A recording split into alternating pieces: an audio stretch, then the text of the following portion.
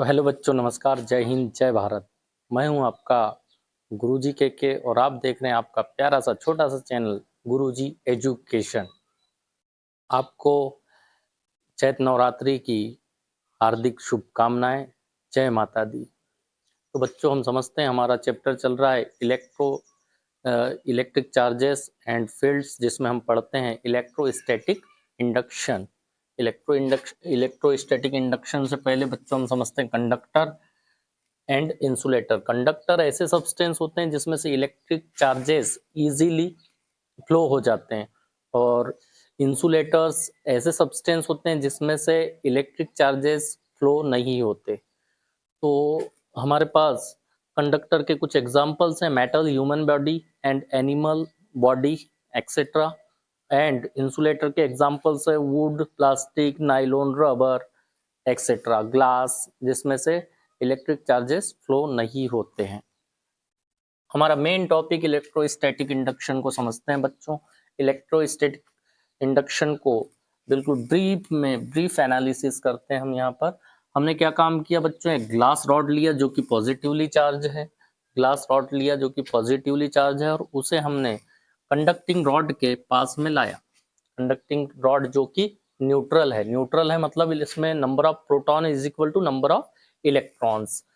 Charges की जो properties है आप जानते हैं। लाइक चार्जेस में क्या होता है, रिपल्सन होता है, और अनलाइक चार्जेस में क्या होता है, अट्रैक्शन होता है। तो यहाँ पर प्रोटॉन और इलेक्ट्रॉन है। प्रोटॉन और इलेक्ट्रॉन है मतलब नेगेटिव चार्ज है और पॉजिटिव चार्ज है। तो ये पॉजिटिव चार्ज करीब में लाया हमने, तो क्या होगा, यहाँ पर नेगेटिव चार्जेस या इलेक्ट्रॉन्स इस एंड में आ जाएंगे, और लाइक चार्जेस फर्दर एंड में चले जाएंगे। लाइक चार्जेस इस एंड में चले गए, मतलब यहाँ पर क्या हो गया, excess of electrons, excess of electron. और इस एंड में क्या हो गया, डिफिशियंसी ऑफ इलेक्ट्रॉन्स। इधर इलेक्ट्रॉन की कमी हो गई और इधर इलेक्ट्रॉन की अधिकता हो गई, या इधर पर एक्सेस ऑफ क्या हो गया, एक्सेस ऑफ प्रोटॉन्स,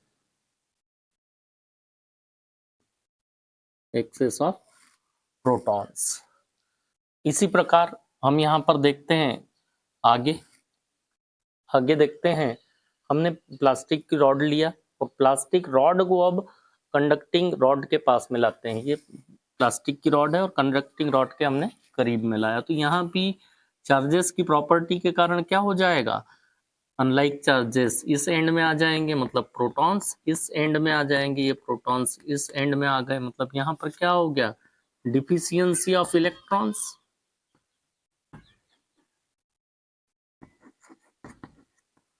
और इस एंड में क्या हो गए, इलेक्ट्रॉन्स चले गए, क्योंकि इलेक्ट्रॉन्स पर होता है नेगेटिव चार्ज, और हमने नेगेटिव चार्ज प्लास्टिक बॉडी को हमने यहाँ पर लाया है। इस एंड में क्या होगा, एक्सेस ऑफ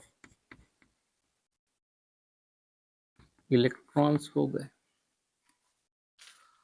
तो यही जो परिघटना यहाँ पर हुई, इसे ही हम क्या कहते हैं, इलेक्ट्रोस्टैटिक इंडक्शन। मतलब हम इलेक्ट्रोस्टैटिक इंडक्शन को ऐसे डिफाइन कर सकते हैं कि यदि हमने किसी चार्ज बॉडी को अनचार्ज कंडक्टिंग रॉड के पास में लाया, किसी चार्ज सब्सटेंस को अनचार्ज कंडक्टिंग रॉड के पास में लाया या बॉडी के पास में लाया, तो उसके नियरर एंड में like unlike charges, nearer and में अनलाइक चार्जेस, और फार्दर एंड में लाइक चार्जेस चले जाते हैं, जिसे हम क्या कहते हैं, इलेक्ट्रोस्टैटिक इंडक्शन कहते हैं। तो बच्चों इस प्रोसेस में इस रॉड के एंड्स में जो चार्जेस डेवलप हो जाते हैं उसे हम कहते हैं इंड्यूस्ड चार्जेस, इंड्यूस्ड चार्जेस। और इस प्रोसेस में पूरी रॉड में जो चार्जेस आ जाते हैं उसमें उसे कहते हैं हम इंड्यूसिंग चार्जेस।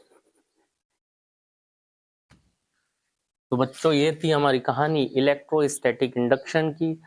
तो बच्चों, इसी तरह आप गुरुजी एजुकेशन पर प्यार अपना बनाए रखें और चैनल को ज़्यादा से ज़्यादा शेयर करें, लाइक करें, सब्सक्राइब करें, ताकि ज़्यादा से ज़्यादा छात्रों तक हमारा चैनल पहुंच सके और ज़्यादा से ज़्यादा छात्र हमारे चैनल का लाभ ले सकें। जय हिंद, जय भारत, जय श्री राम, जय माता दी।